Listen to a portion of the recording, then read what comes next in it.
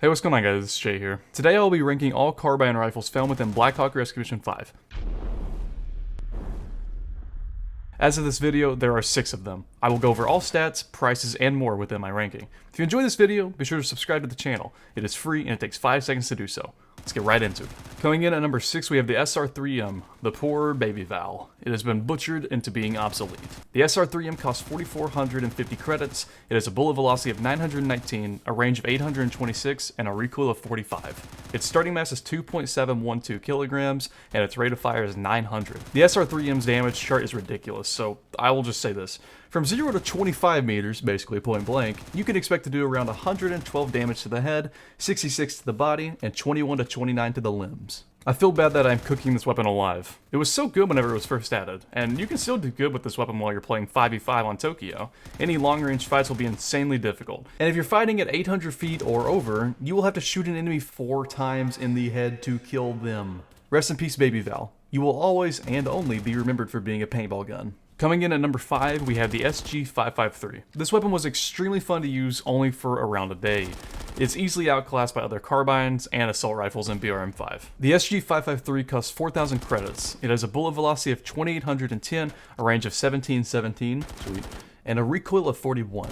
Its starting mass is 3.576 kilograms, and its rate of fire is 700. From 0 to 800 meters, you can expect to do around 102 damage to the head, 51 to the body, and 18 to 22 damage to the limbs. The SG553 doesn't really have much that makes it stand out in my opinion. In my eyes, it's just another carbine that can be used in the game. As I said before, it is easily outclassed by cheaper carbines and assault rifles. If you guys are not already subscribed to the channel, be sure to do that. You're coming back for videos anyways, might as well subscribe and stick around. Coming in at number 4, we have the AKS-74UN.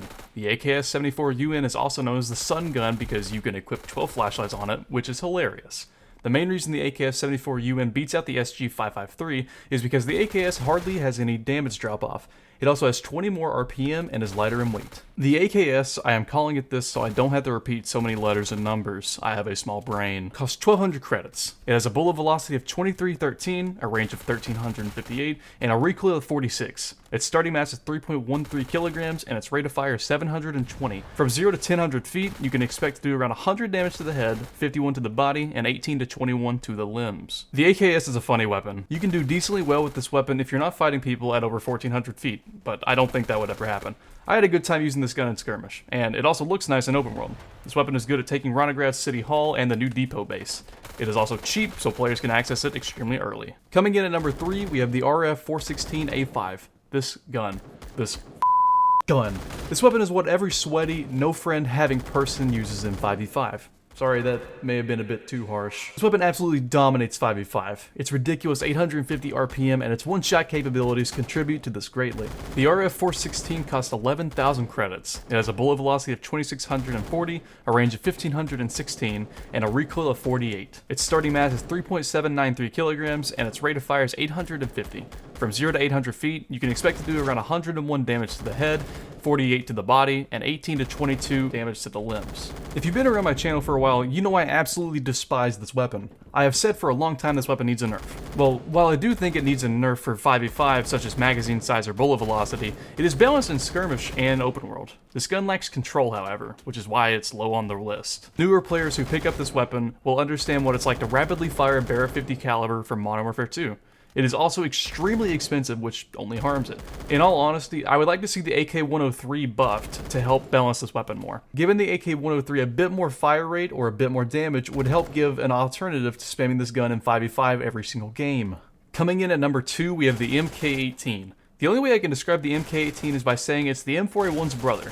These two weapons are extremely similar, but they have a few differences. The MK18 costs 4,100 credits. It has a bullet velocity of 2,528, a range of 1,390, and a recoil of 41. Its starting mass is 3.191 kilograms, and its rate of fire is 820. From 0 to 800 feet, you can expect to do around 100 damage to the head, 48 to the body, and 18 to 21 damage to the limbs. Now before you start screaming at me, understand why I placed the MK18 below the M4A1. First, the price. The M4A1 is cheaper. It also handles better because of its lower fire rate. These two weapons can honestly be swapped on this list, and I would not have a problem with it. The main reason I placed the M4A1 above the MK18 on this list is how accessible and usable the M4A1 is. It can be used at longer ranges, is easier to control, and makes for a great rifle. Let's get back to the MK18 though.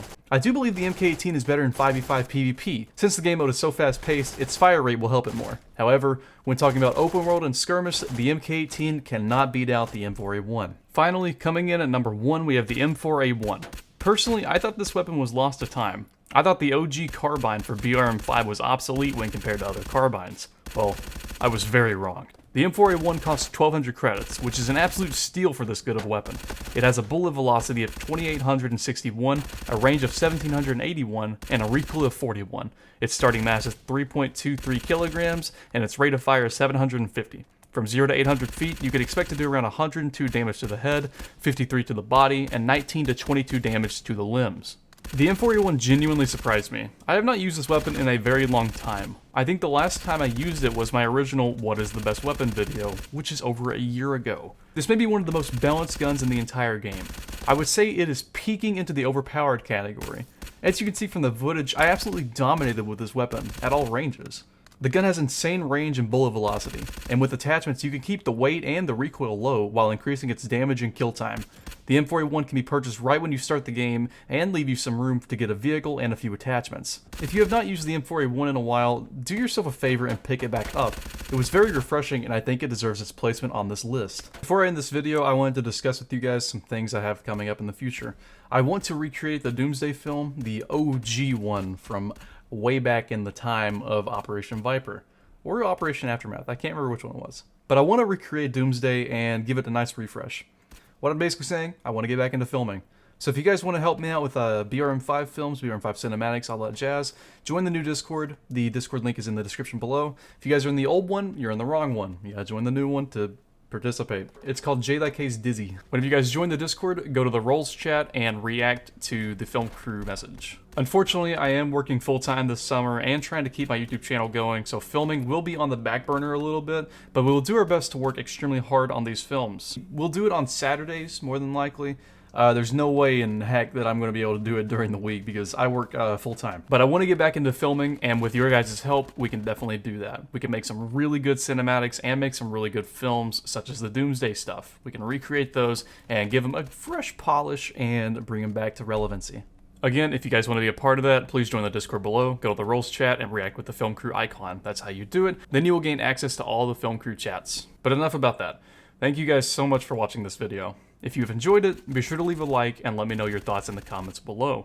Let me know what weapon type you want to see me rank next. I would love to do more of these, they're really fun. I'll see you guys in the next one. Much love and take care. See ya. If you're watching this far, comment I love Gogurt. It's pretty simple at this point. Thank you so much for watching the video all the way through. I do appreciate it a lot. Have a good rest of your day.